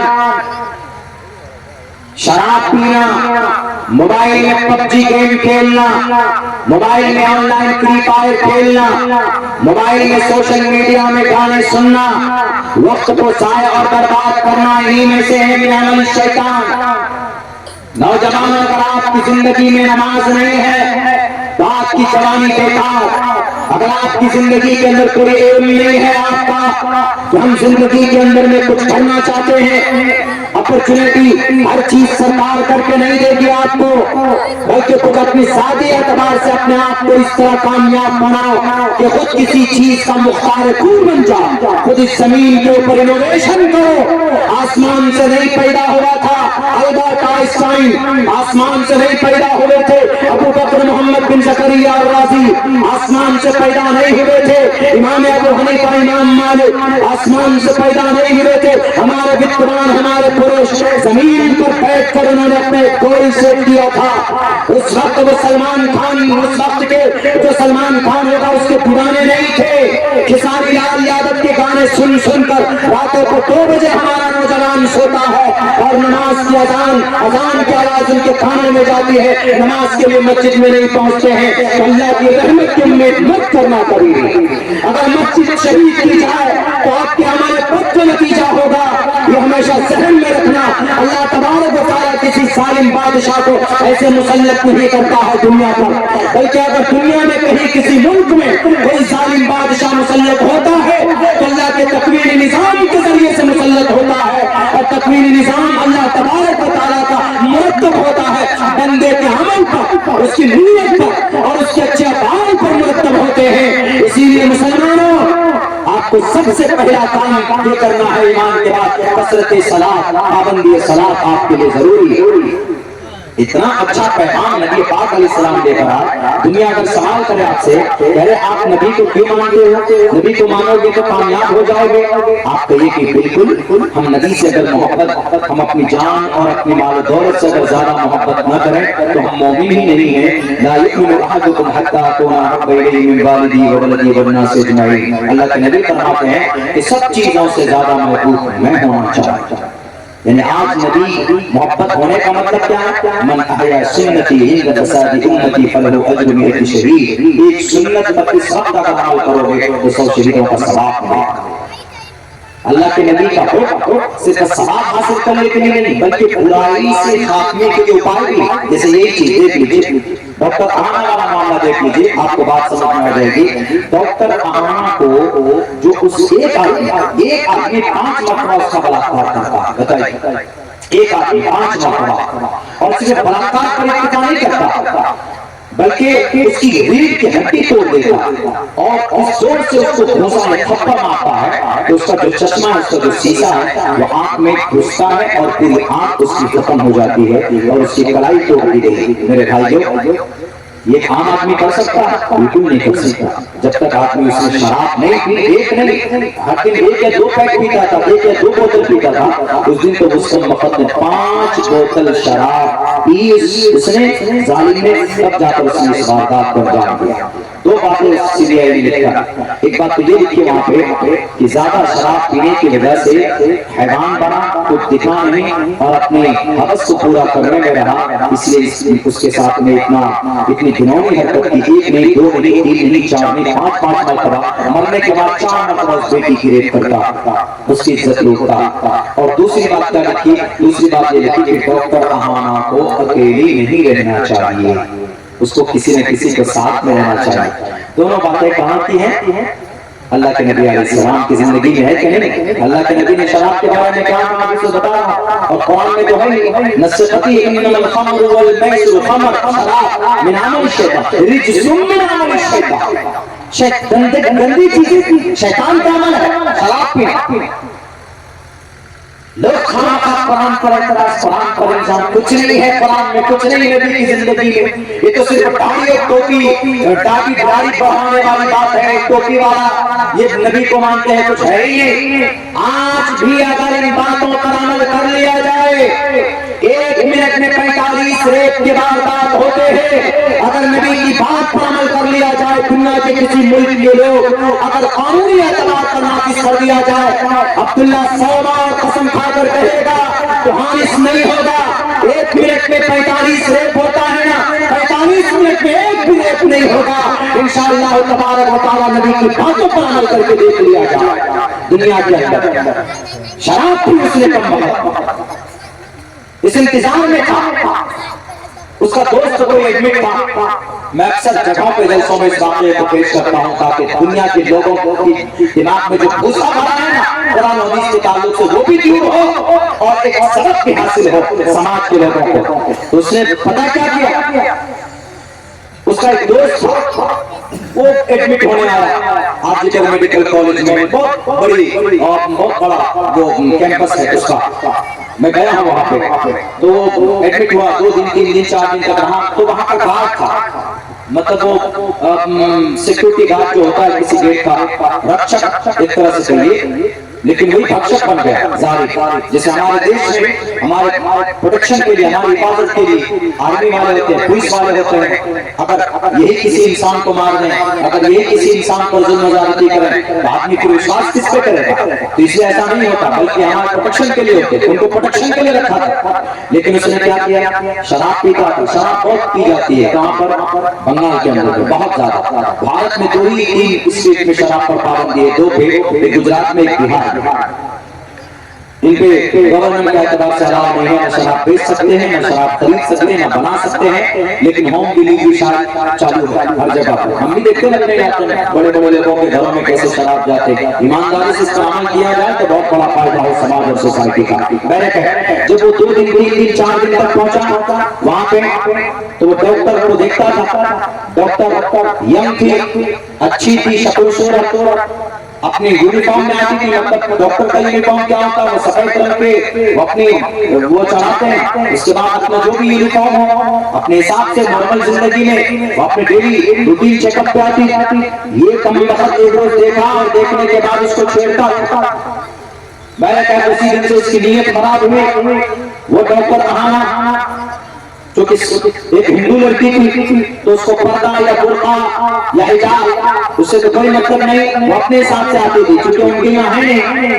تو ہمارے اسلام میں بھی بہت سی لڑکیاں ایسی ہوتی ہیں جو ڈاکٹر بن جاتی ہیں تو بس بال کھلے ہیں اور شکلیں دو کر کے باہر جاتے، یعنی کوئی حجاب نہیں، کوئی برقع نہیں۔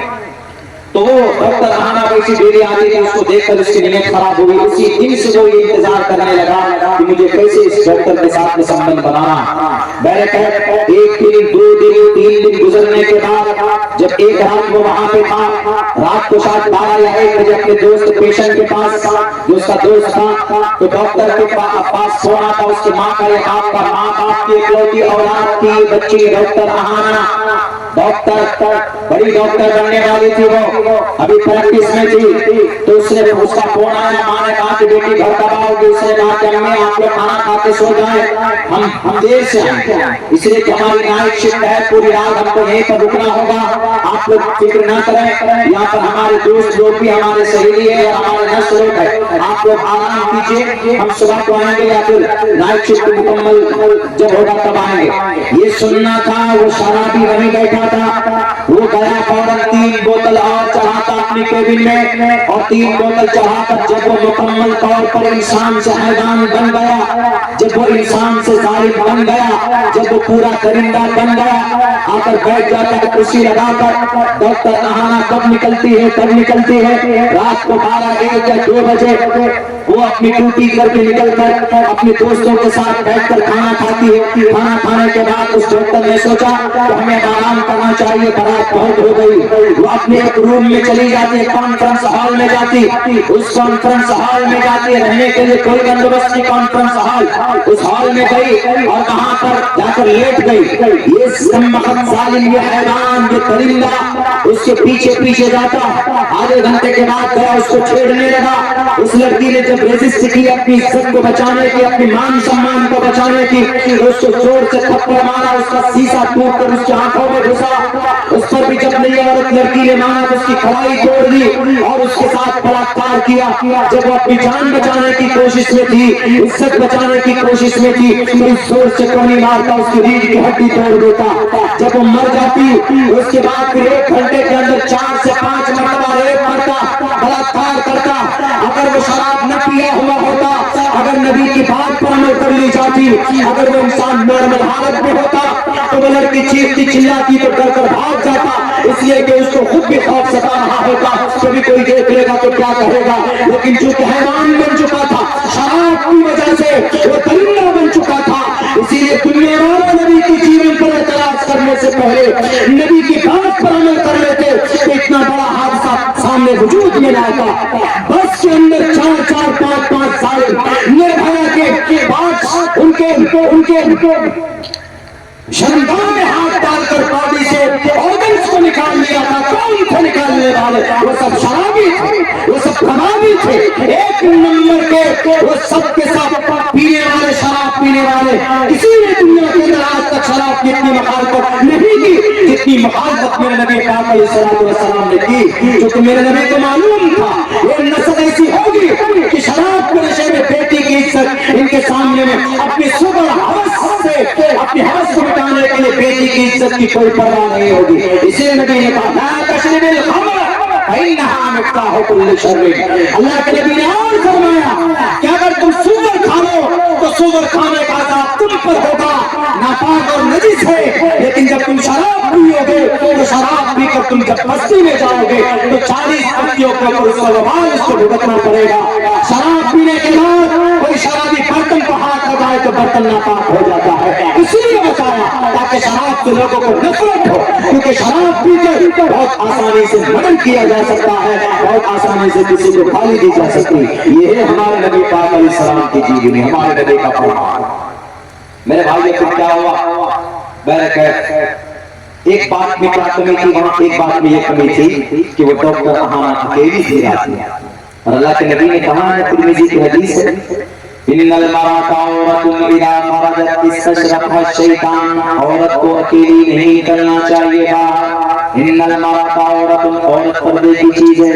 इज़ा खरजत, जब औरत घर से बाहर निकले, इस्तशरफहा शैतान, जब बाहर निकलती है तो उसका पीछा कौन करता है? शैतान करता है। पहली बात तो घर से बाहर निकलेंगे नहीं, वो हरमती हुई थी तुमने घरों में रहो, लेकिन जरूरत पड़ जाए तो अकेली न निकलो। महरम को साथ में लो, महरम नहीं है तो बेटा बेटी है, बेटी को लीजिए या कोई और आपकी सहेली उसको लीजिए। डॉक्टर अहाना अगर अकेली न होती, इन्नल मरअता औरतुन इज़ा खरजत इस्तशरफहा शैतान पर अगर अमल कर लेती तो डॉक्टर अहाना आज जिंदा होता। इसीलिए जो कुरान हदीस में औरत के ताल्लुक से पर्दा और बुर्का है मेरे समाज के माँ बहनों, वो इसलिए नहीं है कि आप कुर्ते में रहें, आप मुक़य्यद हो जाएं, आप तरक्की न करो, बिल्कुल ये मकसद नहीं है। मकसद ये है कि आपकी इज्जत महफूज हो, आपका सम्मान बरकरार हो, आपकी इज्जत के ऊपर कोई हाथ न डाले। और दुनिया वाले तुम भी सुनो, कुरान हदीस में जो पैगाम है बुर्का और हिजाब के ताल्लुक से, आज जो तुम खून पानी किए हुए हो, जमीन को आसमान सब पर उठाए हुए हो, नहीं, पाबंदी लगना चाहिए बुर्के पे, पाबंदी लगना चाहिए बुर्के पे। अगर डॉक्टर अहाना बुर्के में होती, डॉक्टर अहाना के बाल जो ढके हुए होते, उसकी शक्ल छुपे हुए होते, क्या बुर्का पहनकर कोई डॉक्टर नहीं बन सकते? क्या बुर्के में रहकर कोई पायलट नहीं बन सकते? क्या बुर्के में पर्दे में रहकर कोई MBBS डॉक्टर या UPSC या नीट क्रैक नहीं कर सकती? कर सकती। कर्नाटक के अंदर अगर उर्दू सब्जेक्ट में सबसे ज्यादा टॉप नंबर पर कोई लड़की आई है तो बुर्का पहनने वाली लड़की है। इसीलिए बुर्का औरत की इज्जत और सम्मान, उसकी इज्जत को महफूज करने के लिए, और कोई मकसद नहीं है बुर्का और हिजाब।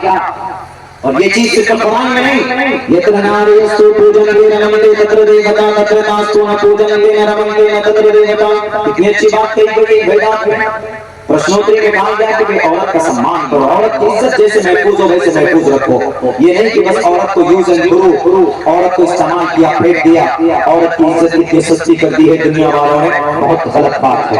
मेरे भाइयों, मैं नौजवानों से खुसूसन ये कहूंगा कि नौजवानों, आपका ये जलसा माशाअल्लाह बहुत अच्छा और कामयाब, लेकिन इस वक्त इस उम्मत को कुछ चीजों पर अभी बहुत हसास तरीके पर मेहनत की जरूरत है। वो क्या है? अपने अमल को सुधारने की जरूरत है। दूसरों को गाली देने से पहले हमें अपने अंदर सुधार की जरूरत है। आज जो ये उम्मत इतनी लूट रही है, हमारी मस्जिदें बर्बाद हो रही है। हमने पहले भी जिलसे में कहा था, जहां पर भी कहता हूं कि हमारा मुसलमानों का अमल इतना खराब हो चुका है, उलमा बैठे हैं शायद मालूम ना हो, आपके उत्तर प्रदेश में भी जो मदरसे के ऊपर पाबंदी लगने की बात थी, लेकिन अल्हम्दुलिल्लाह सुप्रीम कोर्ट का अच्छा फैसला आया। तो ये पता है, हम किसी को गलत नहीं कह रहे, हम अपने को गलत कह रहे हैं। तो ये जो हाई कोर्ट में जो फैसला था कि भाई मदरसा गलत है, भारत के अंदर ये उत्तर प्रदेश में जितने भी मदरसे हैं, मदरसा एक्ट गलत है, ये कहा था। तो पता है उसमें जो याचिका दाखिल की गई थी, याचिका दाखिल करने वाले कौन थे? आप कहेंगे कि हो सकता है कि कोई सनातन धर्म में होगा, किसी का नाम विजय होगा, किसी का नाम अनिल होगा, किसी का नाम मिश्रा होगा, किसी का नाम कुछ होगा, किसी का नाम कुछ होगा। बिल्कुल नहीं। 5 याचिकाकर्ता में से 4 याचिकाकर्ता मुसलमान थे, उनमें से मोहतमिम साहब भी। इसलिए आपको नुकसान आपके कौम के लोगों से हो रहा, हमारे अमल बद की वजह से हो रहा। 23,000 मदरसे हैं उत्तर प्रदेश में, 23,000, इनमें से तकरीबन 17 लाख बच्चे पढ़ते हैं। मदरसा है तो मस्जिद है, मदरसा है तो टोपी और दाढ़ी है, मदरसा है तो शरीयत है। अगर मदरसा नहीं तो ये सारी चीजें आहिस्ते आहिस्ते खत्म हो जाएंगी। क्योंकि मस्जिद है, मस्जिद में आप कुरान पढ़ते हैं, मस्जिद में आप नमाज पढ़ते हैं, नमाज कहाँ पर सिखाया जाता? मदरसे में। मस्जिद में आप कुरान पढ़ते हैं, कुरान कहाँ बताया जाता? मदरसे में। इसीलिए मदरसा मस्जिद से भी ज्यादा जरूरी है। आप सजदा कर लेंगे तो आप खेत में हैं तो वहां सजदा कर लेंगे, तो वही जगह मस्जिद, सजदा करने की जगह।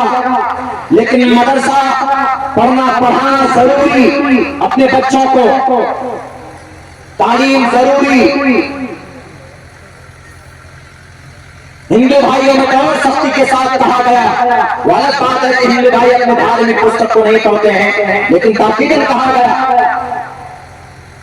बहुनाम जन्मनामन्ते ज्ञान नाम नाम परपद्दीयते वासुदेवा सर्वमति समात्मा सुदुर्लभा। यहाँ पर भी वही बात कही गई, महात्मा बनना है तो ज्ञान जरूरी है, तालीम जरूरी है। धर्म के ताल्लुक से धर्म क्या इजाजत देता है? लड़ना काटना मरना मिटना के नहीं, बिल्कुल नहीं। भगवान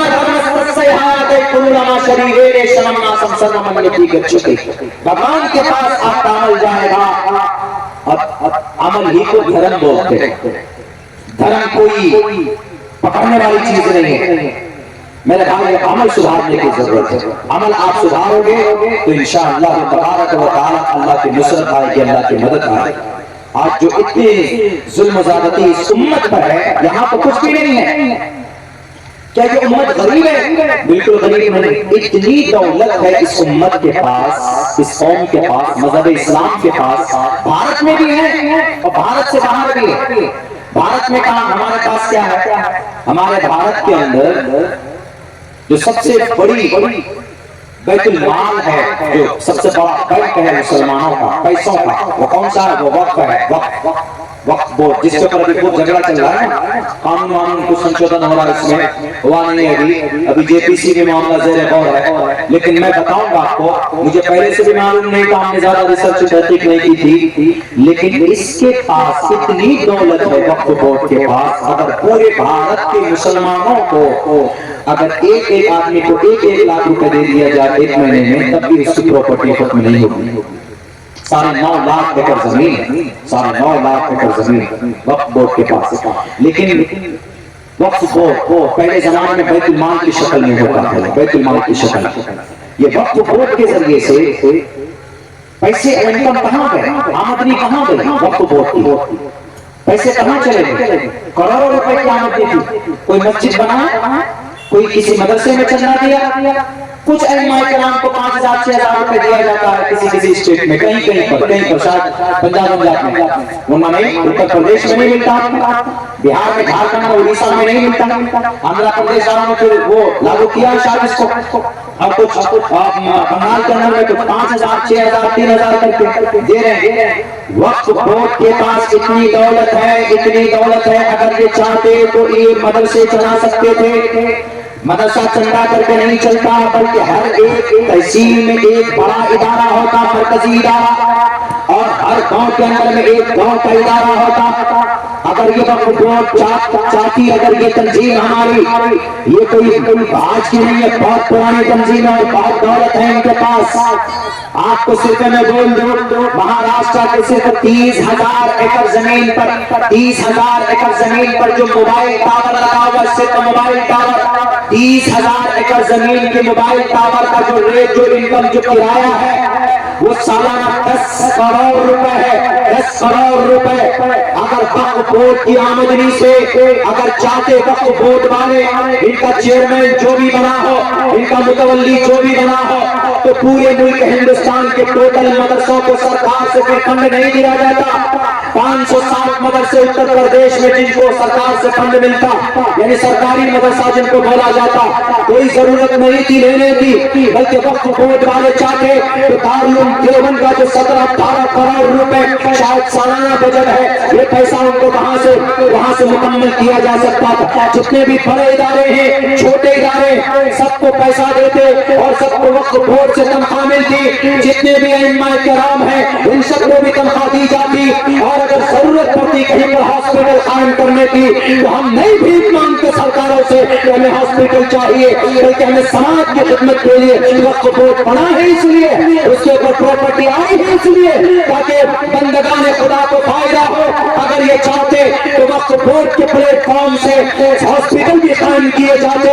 اگر ہم کو ڈاکٹر کی ضرورت ہے تو ہم نیٹ کوالیفائی کرنے کے لیے ہم نیٹ کی کوچنگ سینٹر بھی بناتے، اور وقف بورڈ کے انکم سے ہم UPSC سول سروس میں جانے کے لیے، UPSC کے ایگزام میں بیٹھنے کے لیے 2 سال تک جو بڑی محنت ہوتی ہے، اس کے لیے ہم کوئی آرگنائزیشن کو وجود میں لاتے، اور ہمارا بچہ حافظ قرآن بھی بنتا، عالم دین بھی بنتا، اور ہمارا بچہ UPSC میں کوچنگ بھی کرتا اور نیٹ کا ایگزام بھی کریکٹ کرتا، اور ہماری بچیاں جن کو یونیورسٹی میں بھیجتے، اغیار کی یونیورسٹی میں جاؤ تو فرقے کو بتا دو کب تمہارا داخلہ ہوگا۔ امت کے لوگوں، اے وقف بورڈ کے چیئرمینوں، تم سے یہ بیٹیاں سوال کرے گے، تم نے ایسی یونیورسٹی کیوں نہیں بنائی جو پردے کی رعایت کرتے ہوئے بچیاں ہماری پڑھ سکے؟ کیا بچیوں کا پڑھنا پاپ ہے؟ یہی عائشہ جو سب سے بڑے عالمہ اور فاضلہ تھے، 2210 حدیثیں حضرت ابو ہریرہ کے بعد سب سے زیادہ روایت اگر کسی نے نقل کی ہے، اما عائشہ صدیقہ رضی اللہ تعالی عنہا نے روایت کی۔ یہ عائشہ اللہ کے نبی کے وفات کے بعد اگر کوئی بھی معاملہ کرتا تھا تو اما عائشہ کے پاس صحابی آتے تھے، اتنے بڑے عالمہ وہ اما عائشہ جن کی برات کے لیے اللہ تبارک و تعالیٰ نے 17 قرآن کریم میں آیتیں نازل فرمائی، وہ اما عائشہ جن کی برکت سے اس امت کو تیمم جیسا مسئلہ ملا۔ تو کیا عورتوں کا پڑھنا غلط ہے؟ عورت پڑھے، بچیاں پڑھیں، لیکن اس کے لیے منظم ڈھنگ ہونا چاہیے، اس کے لیے تعلیم کا بندوبست ہونا چاہیے، اس کے لیے نظام بنانا چاہیے۔ اگر آپ چلے جائیں خوشی نگر شہر کے اندر، آپ کی بیوی پریگننٹ ہے، اگر آپ سیزر کرانا چاہتے ہیں تو آپ کو ایک بھی لیڈی ڈاکٹر نہیں ملے گی، اور مشکل ایک تو ملے، ورنہ ٹوٹل جینٹس ملیں گے۔ جو سماج کی بیٹیاں مر گئی، سماج کی بیٹیوں میں دماغ نہیں، سماج کی بیٹیاں ڈاکٹر نہیں بن سکتی۔ کیا ڈاکٹر بننا قرآن کے خلاف ہے؟ ارے کینسر کا علاج قرآن میں ہے، ان الذین کفروا بآیاتنا سوف نصلیہم نارا کلما نضجت جلودہم بدلناہم جلودا غیرہا لیذوقوا العذاب۔ شریعت کے خلاف نہیں ہے، شریعت کی دھجیاں اڑا کر ڈاکٹر بننا یہ گناہ، پردے میں رہ کر شریعت کی رعایت کرتے ہوئے بچیاں ڈاکٹر بن سکتی، بچیاں سائنٹسٹ بن سکتی، بچیاں CBSE کے ایگزام میں بیٹھ سکتی، کوئی غلط نہیں، بچہ عالمہ بن سکتی، بچیاں حافظہ بن سکتی، غلط نہیں ہے، شریعت کے خلاف نہیں ہے۔ لیکن مجرم کون؟ مجرم وہ لوگ جنہیں ہم نے سرپرست بنایا، سرپرست. اور جناب آپ کو یہ بتا دو 1990 سے لے کر سن 2002 تک اکیلے مہاراشٹر میں 11,000 کروڑ روپے کی پراپرٹی بیچی گئی وقف بورڈ کی. کون بیچنے والا؟ وہاں کا سی ایم یا اس دیش کا پی ایم نہیں، جو چیئرمین بنایا تھا متولی. حالانکہ وقت کی پراپرٹی بیچی جاتی ہے. آپ کی جو مسجد ہے اگر متولی صاحب کہیں گے کہ یہ زمین کا یہ حصہ خالی پڑا رہتا بیچ دو، نہیں بیچ سکتے قیامت کی صبح تک. ہاں اس میں کچھ بنا سکتے ہیں، اس میں مکتب بنا دیجیے یا کچھ اس میں مسجد کے استعمال کے لیے کچھ بھی بنا سکتے، بلکہ اپنے پرسنل استعمال کے لیے کوئی بنا بھی نہیں سکتا، اس پر استعمال بھی نہیں کر سکتے. مسجد کا لوٹا ہے، اگر آدمی کوئی باہر پانی پینے کے لیے جاتا ہے لے کر جاتا ہے، پرسنل یوز کے لیے اگر لے کے جاتا ہے تو وہ بھی الاؤ نہیں، پرمیشن نہیں. مسجد کی چیز مسجد کے لیے، چونکہ وقف ہے، وقف کی پراپرٹی. بات اس امت کو لنگڑا اور لوڑا ہمارے سرپرستوں نے بنایا، ورنہ آج یہ قوم بھکاری نہیں ہوتی. آج جو ہم کہتے ہیں ارے ہاسپٹل یونیورسٹی سرکار نے کیوں بنائے، یہ ہاسپٹل کیوں نہیں بنا؟ یہودی سے پوچھئے، یہودی سے 76 سال سے محنت کر رہے ہو، ان کو کوئی سرکار سپورٹ نہیں کرتی تھی. انہوں نے خود سے یونیورسٹی بنائی، خود سے تعلیم کے ادارے بنائے. بعد میں بھی سرکار ان کو سپورٹ کر رہے ہیں، لیکن خود سے کرنا ہوگا. دولت کی کمی جزیرۃ العرب میں، یونائٹڈ عرب امارات جہاں دبئی ہے، گلف کنٹری جس کو بولتے ہیں، دولت کا مالک دولت امریکہ اسرائیل کے پاس بھی نہیں. جتنی دولت ان کے پاس، سونا کہاں سے نکلتا؟ عرب کی زمین سے، جزیرۃ العرب میں نکلتا. پیٹرول، ڈیزل، گیس، سی این جی کہاں پیدا ہوتی ہے؟ ساری چیزیں، یہ ساری چیزیں تو عرب کنٹری میں پیدا ہوتی ہیں. عرب کنٹری قطر، سعودی عرب، یونائٹڈ عرب امارات، بحرین، عمان، یہی ہے نا، یہ ساری چیزیں ہیں، یہ سارے کنٹری ہیں. لیکن کیا کیا انہوں نے؟ اپنے پیسہ خرچ کر کے کوئی بڑا ادارہ دکھا دے جزیرۃ العرب میں، بڑا ادارہ، بہت بڑا ادارہ جس کے اندر میں ہر طرح کے ریسرچ جو ہوتے ہیں قرآن حدیث کے تعلق سے، نہیں ملے گا آپ کو. یا یہ پیسہ خرچہ کرتے ہیں دارالعلوم دیوبند کو دیتے ہیں، مظاہر سہارنپور کو، شاہی مراد آباد کو، ندوۃ العلماء کو. کچھ لوگ ہوتے جو دے دیتے، لیکن باضابطہ طور پر ان کی آمدنی کا حصہ جاتا ہے، بالکل نہیں جاتا. یہ ہمارے اور آپ کی 100-200 روپے کی تعاون ہے جو ہم مدرسوں میں بھیجتے ہیں تو مدرسہ چلتا. لیکن یہودیوں نے کیا کیا؟ بڑی بڑی یونیورسٹی بنائی. لیکن ہمارے بادشاہوں نے، ہمارے شیخ حضرات نے کیا کیا پتہ ہے؟ بڑا بڑا برج خلیفہ بنا دیا جس میں 1,00,000 روپے کی ایک کپ چائے پیو جاؤ. برج خلیفہ بنا. ابھی ریاض میں تو برج خلیفہ سے بھی زیادہ اوپر کوئی مینار بنا رہے ہیں. وہی ریاض میں تو یہ ڈانس ڈسکو ہوا، اور بھی مکہ کی چھت پر، یہ بیت اللہ کے چھت پر علماء بیٹھے ہیں، بتا دیں گے مسئلہ آپ کو جائز ہے بیت اللہ کے چھت پر کھڑے ہو کر ڈانس کرنا. وہ عزت دار تباہی بنائے، تباہی کو تم نے عزت دے کر نیم برہنہ حالت میں، نہیں معلوم شراب پی کر ان کی عزت کا کیا ہوتا ہوگا، کن کن کے ساتھ ان کا سمبند ہے. وہ بھی برقعے میں نہیں، ننگے حالت میں مائک لے کر کعبۃ اللہ کے سامنے اس کے اوپر چھت پر کھڑے ہو کر گانا گا رہی، اس کا 3D بنا کر لوگوں کے سامنے پیش کرتے. اللہ نے تیل کی دولت دی ہے، غنیمت سمجھو. اگر تم نے اس طرح کی حرکت کی تو جیسے رب ذوالجلال نے قارون کو زمین میں دھسایا تھا، تم جیسے ظالموں کا بھی وہی حشر ہوگا اگر تم نے بغاوت مول لی. میرے بھائیوں، یہ وقت ہے بیداری کا، یہ وقت ہے خود سے محنت کرنے کا. ہر آدمی اپنے بچوں کو تعلیم دیجئے اور ہر آدمی اپنے بچے کی صحیح تربیت کیجئے تو انشاءاللہ قوم ترقی کرے گی. اور آپ کا سماج اور آپ کی سوسائٹی کے اندر میں جو برائی ہے اس کے لیے بھی ضروری ہے کہ ہمارے جو گارجن لوگ ہیں وہ اپنے بچے پر نظر رکھ کر سب سے پہلے ماں باپ کے اوپر ذمہ داری عائد ہوتی ہے کہ بھئی وہ جتنے جو غلط اگر کوئی کام اس کا بچہ کسی کام میں ملوث ہے تو اس کو ٹوکیں، روکیں اس کو. اس لیے کہ پنڈت دیانند سرسوتی جی نے بھی بہت اچھی بات کہی ہے، ماترمان پترمان چاریاوان پرشو ویدا پرشستا دھارن کی ودیتی اس سماسمتمہ، کہ ماں کی ذمہ داری پہلے بنتی ہے. چونکہ ماں ہمیشہ بچے کے اوپر ماں کی نظر رہتی ہے، اس کے بعد پھر باپ کی ذمہ داری بنتی ہے۔ اگر بچہ آپ کا بگڑ گیا، ماں باپ سب سے پہلے ذمہ دار کہ بھئی آپ کا بچہ کیوں بگڑ رہا ہے، تو آپ کا بچہ کیوں بگڑا؟ اگر آپ نماز پڑھتے ہیں، آپ کا بیٹا نماز نہیں پڑھتا، آج تو ہمارے نوجوان چھوڑ دیتے ہیں نماز۔ کیا فرمایا اللہ کے نبی نے؟ من ترک الصلاۃ متعمدا فقد کفر۔ نوجوانوں، جان بوجھ کر نماز اگر کوئی چھوڑتا ہے تو امام احمد بن حنبل ترجمہ کرتے ہیں وہ کافر ہو گیا۔ امام اسحاق بن راہویہ دونوں محدث کہتے ہیں کہ وہ کافر ہو گیا جو جان بوجھ کر نماز چھوڑتا ہے۔ سینکڑوں نوجوان جو نماز چھوڑتے ہیں، آج آپ کا یہ جلسہ کامیاب ہوا، لیکن جب ہوگا جب اس گاؤں کے ٹوٹل نوجوان کم سے کم عہد کریں کہ انشاءاللہ میں نماز اپنی زندگی میں نماز کی پابندی کروں گا، تبھی یہ جلسہ کامیاب ہوگا، ورنہ نوجوانوں آپ کی محنت بالکل بیکار۔ اگر جلسے سے جو پیغام ملے ہم اس پر عمل نہ کریں تو فائدہ کیا جلسہ کریں؟ یہ جلسہ تو پھر مرنے کے بعد میں اللہ کہے گا کہ جلسہ فرض نہیں تھا، نماز فرض تھی۔ مولوی عبداللہ کو ملا، وہ بھی برما بنیں گے، اور جتنے بھی کمیٹی کے لوگ تھے سب کو لاؤ، سب کام پکڑو ایک طرح سے۔ اس لیے کوشش کی، اسلام کی کوشش کی۔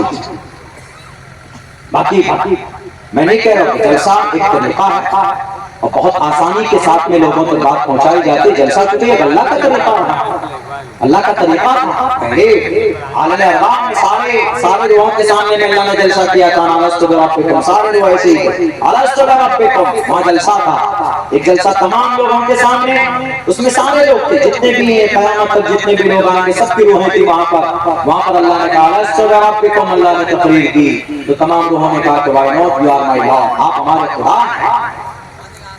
اس کے بعد پھر فرشتوں کے سامنے میں ایک جلسہ ہوگا، اتجعل فیہا اذ قال ربک للملائکۃ انی جاعل فی الارض خلیفہ، میں زمین پر خلیفہ بنانا چاہتا ہوں۔ وہاں پر بھی ایک جلسہ ہی تھا۔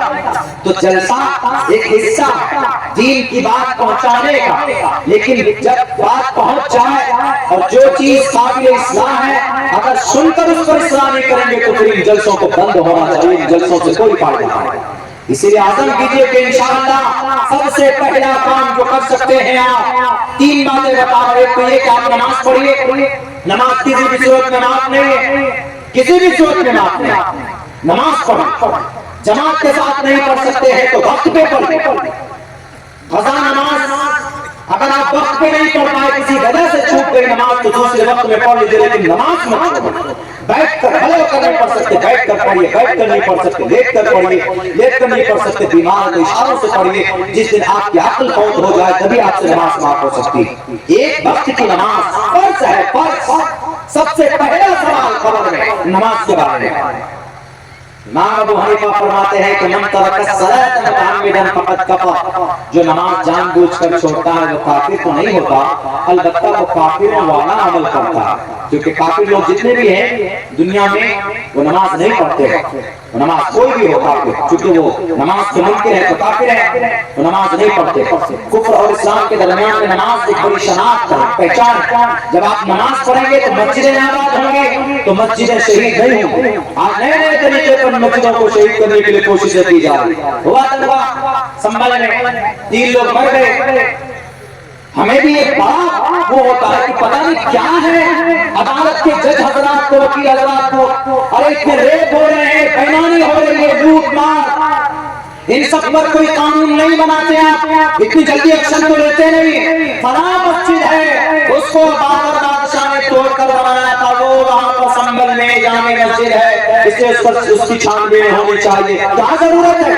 1991 کے اندر جو لکھا گیا جو قانون بنا ہے ورشپ ایکٹ کے تحت کہ 1947 سے پہلے جو بھی معاملہ ہوا اس کے بعد سے کسی بھی مسئلے کو نہیں چھیڑا جائے گا سوائے یہ بابری مسجد کے علاوہ، اس کو مستثنیٰ کیا گیا تھا۔ پھر کیوں پیٹ میں درد ہوتا کہ کبھی اس مسجد کی چھانبین کرو، کبھی اس مسجد کی چھانبین کرو، کبھی ڈاکوؤں کو پکڑنے کے لیے چھانبین کرتے ہو، کبھی لوٹیروں کو پکڑنے کے لیے چھانبین کرتے ہو، اور کبھی جو لوگ اتنے بڑے دبنگئی کے ساتھ میں بیٹیوں کی عزت لوٹتے ہیں ان کے اوپر کوئی چھانبین ہوتی ہے؟ نہیں ہوتی۔ ہاتھرس کے اندر میں بیچاری کو مار دیا گیا، اس پر چھانبین ہوا مجرموں کو، جیل پر بری ہو گئے۔ ایک تو بڑے ایم ایل اے صاحب ہیں جناب جو بڑی پارٹی سے تعلق رکھتے ہیں، مجرم ہیں، ریپسٹ ہیں، اس پر چھانبین کرو، نہیں کرتے۔ ان سب چیزوں दुनिया में। अरे जे देश जिससे तरक्की करे उस पर कदम बढ़ाने की कोशिश करो, मेहनत करने की कोशिश करो। ये क्या मस्जिद मंदिर टोटल मस्जिदें लेना चाहते, ले लो, नहीं जरूरत है। हम नमाज अगर खेत पे पढ़ लेंगे, जंगल में भी पढ़ लेंगे तो हमें हमारी नमाज अल्लाह कबूल करेगा। तोड़ दी गई सारी मस्जिदें कज़ा पट्टी के, मिला दी गई जमीन में, लेकिन आप पूछिए कज़ा पट्टी के नौजवानों से, वो मस्जिद के मलबे पर खड़े होकर नमाज पढ़ते।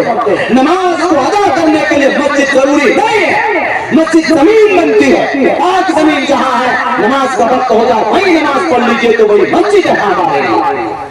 एक भी घर को नहीं छोड़ा है, मदरसे सारे बुलडोज कर दिए गए, मस्जिदें सारी शहीद कर दी गई, एक भी मदरसा नहीं छोड़ा। लेकिन फिर भी पिछले 400 दिन में 49,000 हाफिज़ कुरान पैदा हुए हैं कज़ा पट्टी में। मिटाओ तुम मदरसों को, मिटाओ तुम मस्जिदों को, दुनिया के साल में हो गए, लेकिन फिर भी इन चीजों का ताल्लुक किसी इमारत से नहीं है। इबादत के लिए मस्जिद जरूरी नहीं है, मकतब के लिए बिल्डिंग जरूरी नहीं है, बल्कि दरख्त के नीचे बैठ गए थे तो जहां पर एक अनार के दरख्त के नीचे, उसी दरख्त के नीचे पढ़ने वाला, शुरुआत करने वाला शेखुल हिंद पैदा होगा। जिन चीजों पर काम करना उन चीजों पर करते नहीं, खामखा यहाँ सर्वे कराओ वहां सर्वे कराओ, वो मस्जिद में ताला, वो मस्जिद का झगड़ा, वो मंदिर का झगड़ा, मस्जिद में आतंकवाद बनते, ये बनते वो बनते। खामखा अल्लाह इन सब चीजों से इस मुल्क की हिफाजत फरमाए। मेरे नौजवान, 3 काम करना है, एक तालीम और दूसरी तिजारत, कारोबार। खाली मत बैठिए। आप 100 रुपए का पुड़िया खा जाते हैं एक दिन में, बल्कि ज्यादा ही खाते हैं, तो वो 100 रुपए आएगा कहां से, ये सोचो।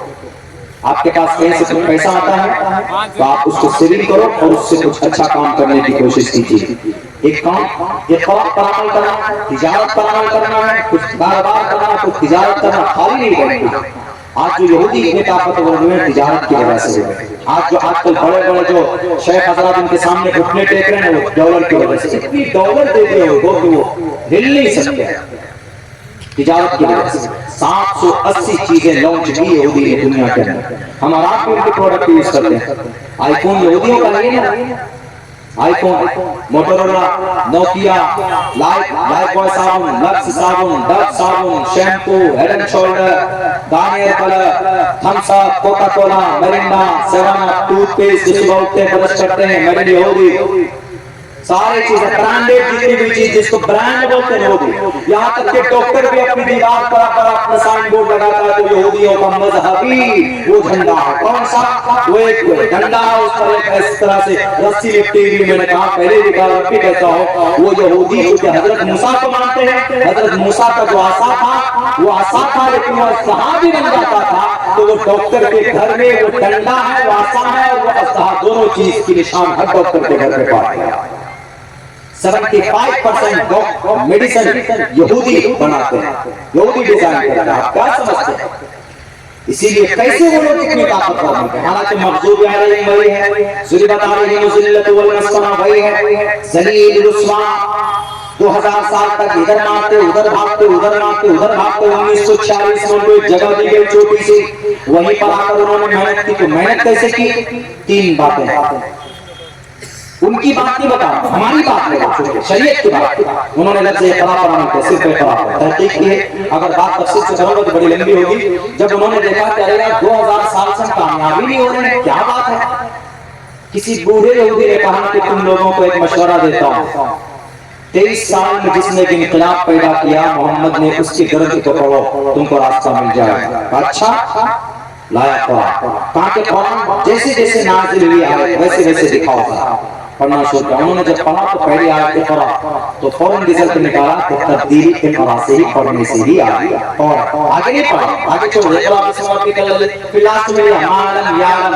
तो यहूदियों ने ये रिजल्ट भी निकाला कि ऐसी चीजें भी पैदा की जा सकती हैं जिनको हम नहीं जानते, लेकिन जब हम इनोवेशन करेंगे, जब हम इसके ऊपर में रिसर्च करेंगे तो नई नई चीजें वजूद में आएंगी। जैसे जदीद साइंस वजूद में आई, लेकिन अब लेजर साइंस आया। लेजर साइंस, ये तो जदीद साइंस का जमाना है, पहले कदीम साइंस का जमाना था, अब जदीद साइंस का जमाना है, तो लेजर साइंस का जमाना है। लेजर साइंस का क्या होता है?